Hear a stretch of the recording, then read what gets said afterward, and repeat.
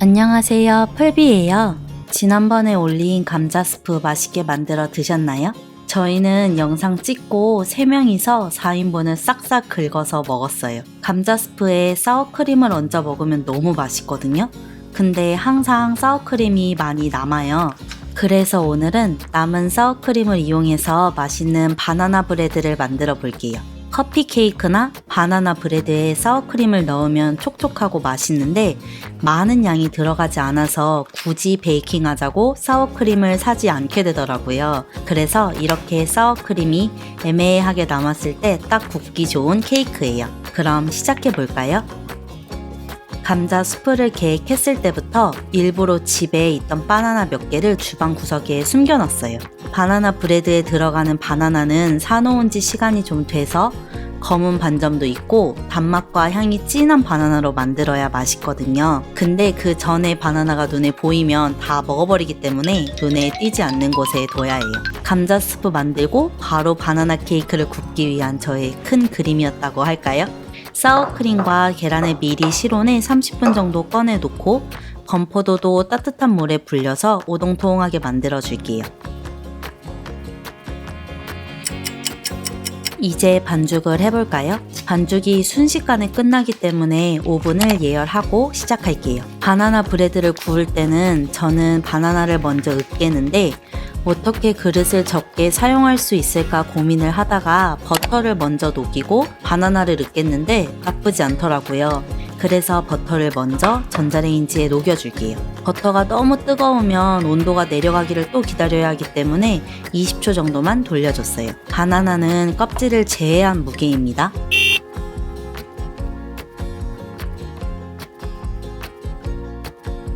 포크나 으깨는 도구를 사용해서 바나나를 으깨줄게요. 저는 예전에는 바나나를 정말 부드럽게 으깨서 만들었는데 직장 동료가 만들어온 바나나 덩어리가 크게 있는 바나나 브레드를 맛있게 먹고 그때부터는 대충 으깨주고 있어요. 큰 바나나 덩어리가 있는 부분을 먹었을 때 기분이 너무 좋더라고요.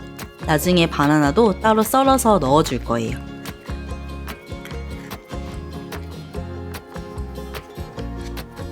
사먹는 바나나 브레드에 한 걸음 더 가깝게 만들어주는 바닐라 익스트랙도 넣어줄게요. 설탕이 많이 들어가죠. 근데 바나나 브레드는 약간 디저트처럼 달달하게 먹는 게 맛있고 이렇게 넣어도 많이 달지 않아요. 설탕 양을 줄이지 말고 만들어 보시는 걸 추천하고요. 백설탕보다는 황설탕이나 흑설탕으로 만드는 게 더 촉촉하고 맛이 좋아요. 설탕이 덩어리진 것이 없을 때까지만 저어주세요. 오늘의 처리 대상인 사워크림을 넣겠습니다. 사워크림이 없는 분들은 요거트로 만들어 보세요.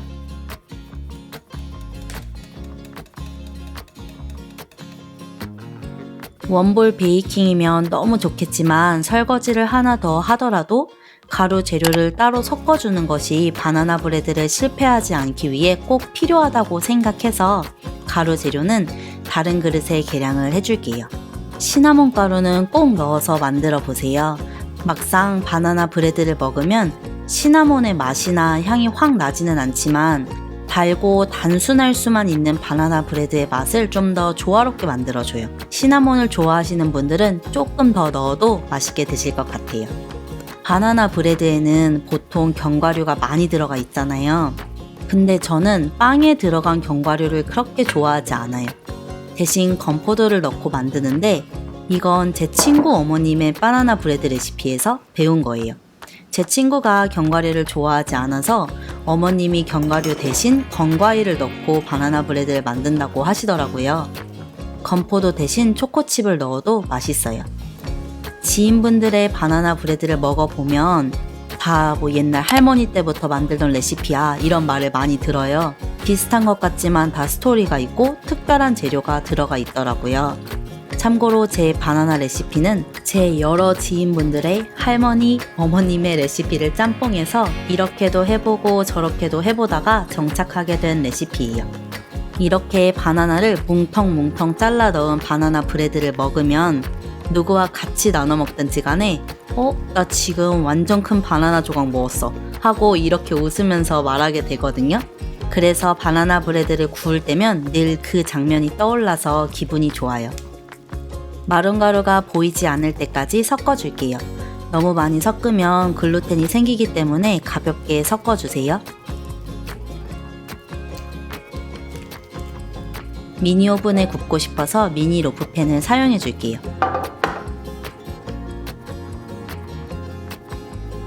식빵 틀에 구워도 맛있어요. 대신 굽는 시간을 훨씬 더 늘려주셔야 돼요. 버터칠을 꼼꼼히 해준 다음 반죽을 반씩 나눠줄게요. 450g 정도였어요.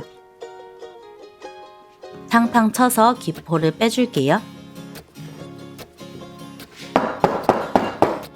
1시간 10분 정도 걸렸는데요. 50분쯤에 한번 가운데를 이쑤시개로 찔러보세요. 반죽이 묻어나오지 않아야 다 익은 거예요. 오븐에서 나온 바나나 브레드는 모양이 잘 잡히지 않았기 때문에 10분에서 15분 정도를 틀 안에서 식혀주고 식힌망으로 옮겨주세요. 정말 완전히 식혀주셔야 돼요. 바나나 브레드는 다음날 먹으면 더 맛있고 그 다음날 먹으면 더 맛있어요. 저도 바로 먹지 않고 더 촉촉하고 바나나의 맛이 숙성될 수 있도록 랩에 꽁꽁 싸서 하나는 냉장고에 하나는 실온에 놓아둘게요. 냉장고에 넣으면 한 10일까지는 보관이 가능하고요. 냉동고에서는 한 달까지 보관이 가능하다고 하는데 저는 냉장고에 넣고 가능하면 일주일 안에 다 먹어요. 바나나의 달콤한 냄새가 랩을 뚫고 나오네요. 랩을 풀 때 약간 좋은 냄새가 응축되어 있다가 한 번에 싹 풀리는 느낌이에요. 이대로 먹어도 촉촉하고 맛있지만 저는 토스트해서 버터 한 조각을 올리고 메이플 시럽을 후두둑 뿌려서 먹는 걸 좋아해요. 약간 겉바 속촉의 정석이랄까요?